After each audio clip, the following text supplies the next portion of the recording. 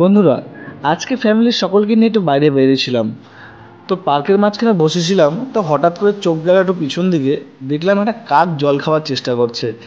আচ্ছা, এই জিনিসটা দেখার পর আমার মনে পড়ে গেল যে আমরা তো এই জিনিসটা এক সময় বইয়ের মধ্যে পড়েছিলাম যে কাক নাকি মাটির হাঁড়ির মধ্যে মুখে করে পাথর ঢুকিয়ে জলটাকে সামনে এনে তারপর জল খায়। তো এই জিনিসটা গল্পে দেখেছিলাম, তো আজকে বাস্তবে দেখে নিলাম। তো ভাবলাম ভিডিওটা তোমাদের সাথে শেয়ার করি। তোমরা দেখে একবার ভাবো তো, সত্যি জিনিসটা তাই হয়।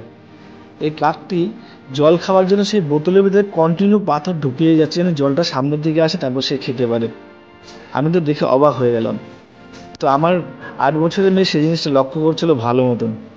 পাশে থাকে আমার সাথে আরও দু তিনজন মিলে সেই ভিডিওটাকে ক্যাচ করে নিল।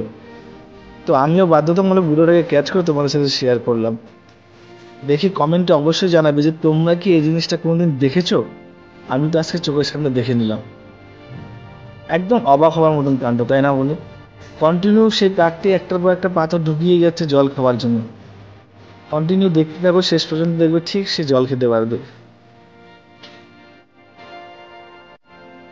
কতটাই না বেচারা কষ্ট করছে, একটার পর একটা ছোট ছোট পাথর সে ঢুকিয়ে যাচ্ছে ভিতরে।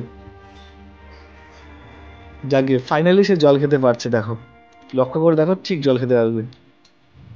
ওই দেখো জল খাচ্ছে। ভালো লাগলে কমেন্ট করবে অবশ্যই।